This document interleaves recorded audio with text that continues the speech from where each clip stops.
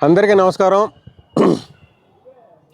ఈరోజు ఉదయం 12 గంటల ప్రాంతంలో మా పక్క నియోజకవర్గం అయినటువంటి దళిత ఎమ్మెల్యే గౌరవ గిడ్డి సత్యనారాయణ గారు నాకు ఫోన్ చేయడం జరిగింది.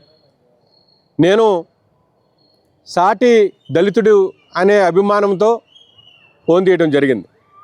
దాని మీద అతను నన్ను బ్లాక్మెయిల్ చేస్తూ బెదిరిస్తూ మరి ఏంటి మాట్లాడుతున్నావు, పవన్ కళ్యాణ్ గారి నేను స్థాయి నీదా అని చెప్పేసి జారీ చేస్తున్నాడు.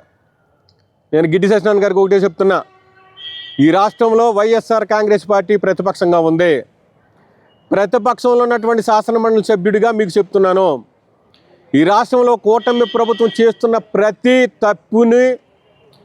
ప్రతి తప్పుదాన్ని మేము ఎత్తి చూపించే బాధ్యత మాది.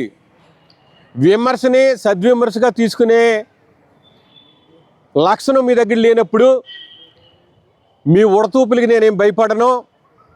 మీరు ఏం చేసుకుంటారో చేసుకోండి, నాకేం భయం లేదు. కానీ ప్రతిరోజు ఈ కూటమి ప్రభుత్వం చేస్తున్నటువంటి దోపిడీలకు కానీ, ఈ కూటమి ప్రభుత్వం చేస్తున్నటువంటి అరాచకాల మీద కానీ, ఈ కూటమి చేస్తున్నటువంటి దౌర్జన్యాలు దాష్టికాల మీదగా ప్రతిరోజు నేను మాట్లాడతాను.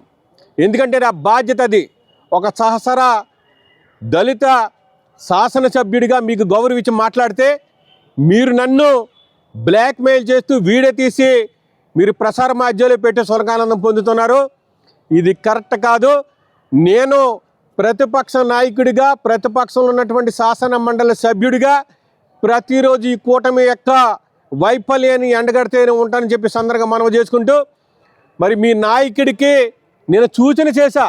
ఈ రాష్ట్రంలో పార్టీ పెట్టారు, మీరు పార్టీ పెట్టి ముఖ్యమంత్రి అవ్వండి అని చెప్పాను. నేను తప్పేంటి అందులో? మీరు ముఖ్యమంత్రి అవ్వండి, మేము స్వాగతిస్తామని చెప్తుంటే మీరు దాన్ని గుమ్మడికాయల దొంగ భుజాలు తడుకున్నట్టుగా మీరు రెచ్చిపోయి మమ్మల్ని వార్నింగ్లు ఇవ్వాల్సిన అవసరం లేదు. మీ వార్నింగ్లకి మేము ఏం భయపడము. మీరు ఉన్నంతకాలం కూడా నేను శాసనమండలి సభ్యుడిగా ఉంటాను. నేను ప్రతిరోజు దీన్ని ప్రశ్నిస్తూనే ఉంటాను. చంద్రబాబు నాయుడు కానీ, లోకేష్ గారిని కానీ, పవన్ కళ్యాణ్ గారిని నేను ప్రతిరోజు ప్రశ్నిస్తూ ఉంటాను. నా ప్రశ్నలకు మీకు సమాధానం చెప్పే దమ్ము ఉంటే కనుక మీరు సమాజంలో ప్రజాస్వామ్యయుతంగా రండి తప్ప దాడులు చేసే విధంగా వస్తే కనుక ఎవడు బెదిరిపోవడం, మీ ఉడతూపులకి ఎవడు కూడా భయపడ్డని చెప్పేసి అందరిగా మనం చేస్తున్నాం.